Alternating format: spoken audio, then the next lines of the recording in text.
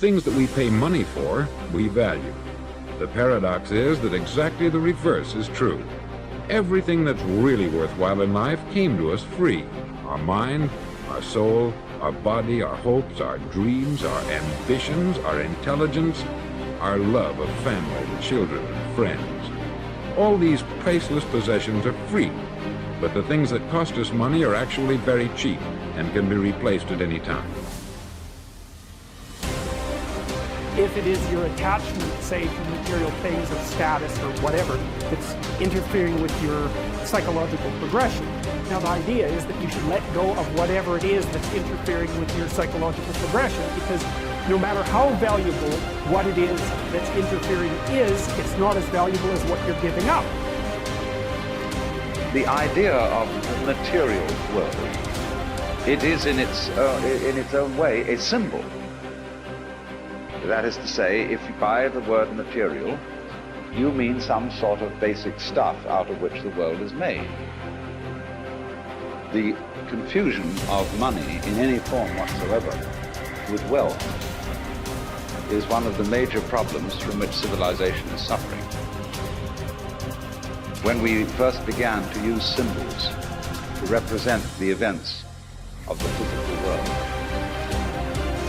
we found this such an ingenious device that we became completely fascinated. And in ever so many different dimensions of life, we are living in a state of total confusion between symbol and reality. But our culture, our civilization, is entirely hung up on the notion that money has an independent reality of its own.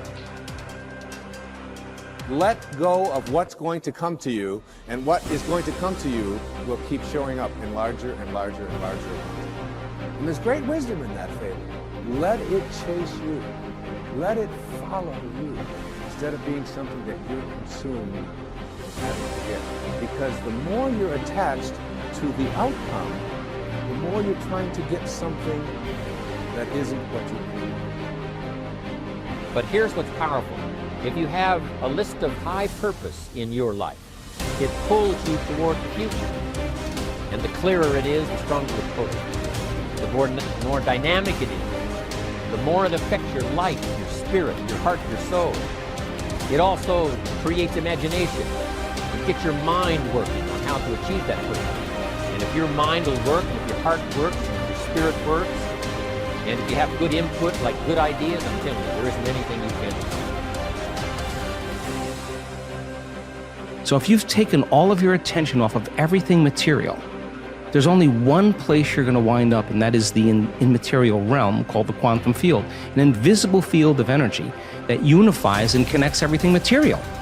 So now when you're creating from the field and you combine a clear intention with an elevated emotion, and you're connected and you feel connected, the suggestion of an alternative way to create is that when there's a vibrational match between your energy in some future reality, you actually no longer have to go anywhere to get it. You're actually the vortex, and you will collapse space and time and draw the experience to you. Now that, to me, is a lot more fun, because the experience is the unknown. You can't predict when it's going to happen or how it's going to happen, because if you can predict it, it's known.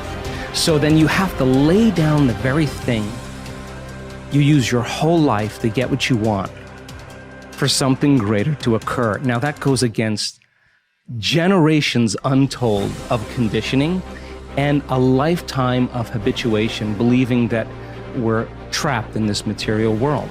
And yet I can say to you without a doubt that once you understand that formula, and once you know how to create that kind of brain and heart coherence, the side effect of that is a change in biology, neurologically, chemically, hormonally, genetically. We've measured it. We've seen gene regulation changes in 4 days. More brain coherence, more heart coherence. Your brain's working better. You're trusting your heart. It's open. There's different chemicals that are released. Oxytocin suppresses survival centers, resets the baseline of a person's trauma or shock. Your immune system goes up. You lengthen your telomeres. We've measured that too. So you're changing the future of your body. You're extending your life. That's evidence, right? So we have the evidence to know that it could happen because we've measured it. But the real evidence is watching the testimonial of someone who says, I had stage 4 cancer. I was told as a 41-year-old woman that I wouldn't live for more than 2 months. And I have no evidence of cancer in my body at all. Or someone that's a physician who has Parkinson's disease that's tried everything from the medical route and has one transcendental moment, and their tremors and their pain are gone. And now they're chewing food, they're swallowing, they're blowing their nose, they're standing up on their own.